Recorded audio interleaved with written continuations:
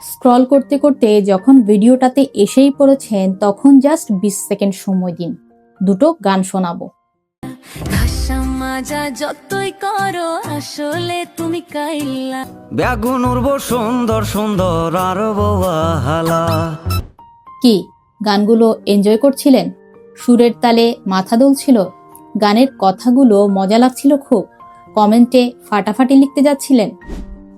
একটা প্রশ্ন করি, গানগুলো শুনে আপনি মজা পাচ্ছিলেন, কিন্তু যাদের উদ্দেশ্য করে রেসিজম গানগুলো বানানো হয় তারা কি মজা পায়?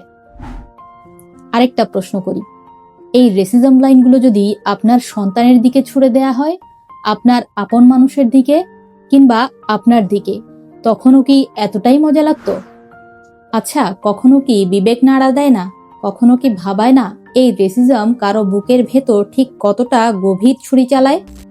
বিনোদনের নামে, গানের নামে একটা মানুষের গায়ের রঙকে বানানো হচ্ছে উপহাসের উপাদান।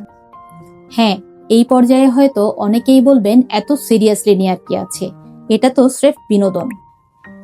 অশ্লীলতাকে যদি আমরা অপসংস্কৃতি বলতে পারি, তাহলে বর্ণবাদী এসব গানকে কেন নয়? যেখানে গানের নামে মানুষের গায়ের রঙকে কটাক্ষ করা হয়, যেখানে শিল্পের নামে বিদ্বেষ বিক্রি করা হয়, সেটি কখনোই সংস্কৃতির অংশ হতে পারে না। কারণ সংস্কৃতি মানে শুধু বিনোদন নয়, সংস্কৃতি মানে মূল্যবোধ। একটা শিশু যখন ছোট থেকেই বারবার শুনতে থাকে সে কালো, সে কম সুন্দর, সে অযোগ্য, তখন তার ভেতরে হীনমন্যতার জন্ম নেয়। তার আত্মবিশ্বাস ধীরে ধীরে ভেঙে পড়ে।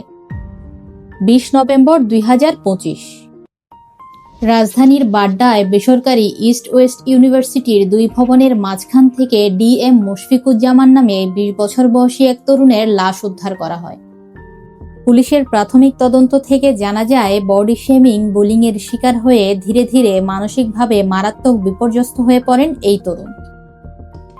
ছোটবেলা থেকেই শরীরের গড়ন ও গায়ের রং নিয়ে সহপাঠী এবং আশেপাশের মানুষদের অস্বাভাবিক আচরণ ও হাসি ঠাট্টা সইতে হয়েছে তাকে।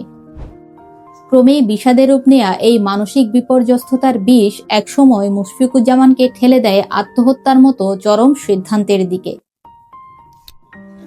রেসিজমের শিকার হয়ে মানসিক বিপর্যস্ততার বিষের ভার বইতে না পেরে অভিমানে আত্মহত্যার পথ বেছে নেয়া মানুষগুলোর মৃত্যুর দায়ভার কি রেসিস্টরা কোনোভাবেই এড়াতে পারেন? কোনোভাবেই কি অস্বীকার করতে পারেন সেই বিষের এক ফোঁটাও তাদের অপভাষা কিংবা এসব অপগানের লিরিক থেকে ঝরে পড়েনি? কিছু মানুষের কাছে এগুলো হয়তো স্রেফ গান, কিন্তু কারো কারো কাছে এটাই অপমানের প্রতিধ্বনি, কারো কাছে এটাই হয়তো ভাইরাল হওয়ার কন্টেন্ট, আবার কারো কাছে শৈশবের ট্রমা। আজ আমরা এমন এক সময়ে দাঁড়িয়ে আছি যেখানে গায়ের রং নিয়ে বিদ্রুপকে বলা হয় এন্টারটেইনমেন্ট। ফর্সা মানেই সুন্দর, কালো মানেই অসুন্দর। এই অসুস্থ মানসিকতা সুদীর্ঘকাল থেকে আমাদের রক্তে মিশিয়ে দেয়া হয়েছে অত্যন্ত সূক্ষ্মভাবে।